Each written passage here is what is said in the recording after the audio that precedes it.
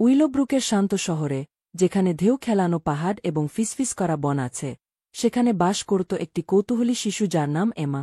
এমা সবসময়ই রোমাঞ্চের পিপাসু ছিল এবং সাধারণ জিনিসেও অসাধারণ কিছু খুঁজে পেত। এক রৌদ্রোজ্জ্বল বিকেলে, বাড়ির পিছনের বনজঙ্গলে ঘুরতে ঘুরতে এমা একটি লুকানো পথ আবিষ্কার করল যা আগে কখনো দেখেনি। কৌতূহলবশত সে পেঁচানো পথটি অনুসরণ করল যতক্ষণ না সেটা তাকে একটি অন্ধকার, রহস্যময় গুহার প্রবেশদ্বারে নিয়ে গেল। গুহার মুখ আইভি এবং শৈবাল দিয়ে ঢাকা ছিল এবং মনে হচ্ছিল যেন এমাকে ঢুকতে ডাকছে। একটি গভীর নিঃশ্বাস নিয়ে এবং তার বিশ্বাসযোগ্য টর্চলাইট নিয়ে এমা গুহার ভিতরে ঢুক। বাতাস ঠান্ডা এবং স্যাঁতসেঁতে ছিল এবং একমাত্র শব্দ ছিল তার পায়ের ছাপের প্রতিধ্বনি।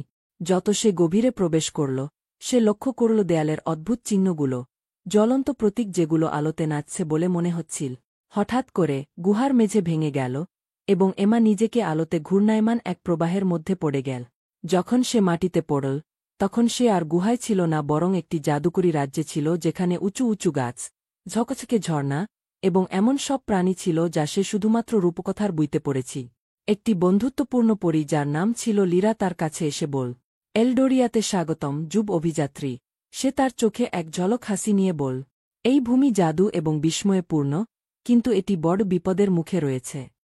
এমা জানল যে এলডোরিয়া একটি অন্ধকার জাদুকর যার নাম মালাগর্ণ দ্বারা হুমকির মুখে রয়েছে, যে জমির সমস্ত জাদু নিষ্কাশন করতে চায় এবং তার নিজের খারাপ উদ্দেশ্যে ব্যবহার করতে চায়।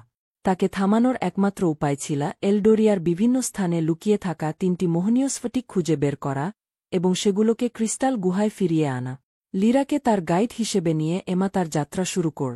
তাদের প্রথম গন্তব্য ছিল ফিসফিস বন, যেখানে সাহসের স্ফটিক লুকানো ছিল। বনের মধ্যে ছিল ধোঁকাবাজ পরী এবং দুষ্টুমি করা বামন, কিন্তু এমার দ্বিধা কখনো কমেনি। অনেক পরীক্ষা নিরীক্ষার পর, যার মধ্যে ছিল একটি কথা বলা গাছের ধাঁধা সমাধান করা এবং একটি চালাক শিয়ালের দলকে ধোঁকা দেওয়া, এমা এবং লিরা সাহসের স্ফটিকটি প্রাচীন ওকের মধ্যে খুঁজে পেয়ে। স্ফটিকটি এমার হাতে উষ্ণ আলোতে জ্বলছিল, তাকে নতুনভাবে সাহসী করে তুলেছিল।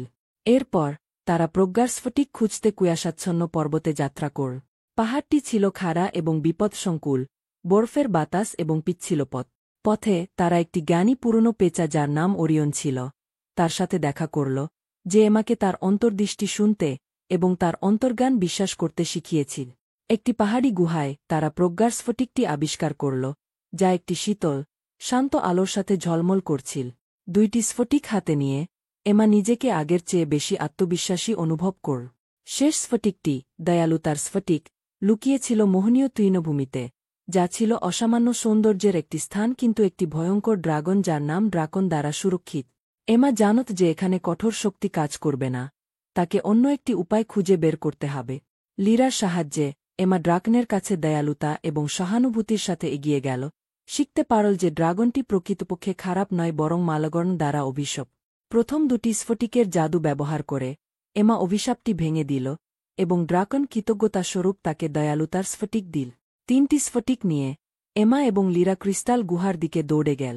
সেখানে তারা মালাগর্ণের মুখোমুখি হল, যে তাদের উপর তার অন্ধকার জাদু নিক্ষেপ কর। কিন্তু এমার সাহস, প্রজ্ঞা এবং দয়ালুতা তাদেরকে ক্ষতির থেকে রক্ষা কর। সে স্ফটিকগুলোকে তাদের সঠিক স্থানে স্থাপন করল এবং গুহাটি একটি উজ্জ্বল আলোতে ভরে গেল। মালাগর্ণের শক্তি ভেঙে গেল এবং এলডোরিয়ার জাদু পুনরুদ্ধার হল। ভূমি ফুলেফসলে ভরে উঠল এবং এর বাসিন্দারা আনন্দিত হল। এমা তার নতুন বন্ধুদের বিদায় জানাল এবং উইলোব্রুকে ফিরে এল, তার রোমাঞ্চে চিরকালের জন্য পরিবর্তিত হয়। সে জানত যে এলডোরিয়ার জাদু সবসময় তার একটি অংশ হয়ে থাকবে এবং সে প্রতিশ্রুতি করল যে তার সাহায্যের প্রয়োজন হলে সে আবার ফিরে আসবে।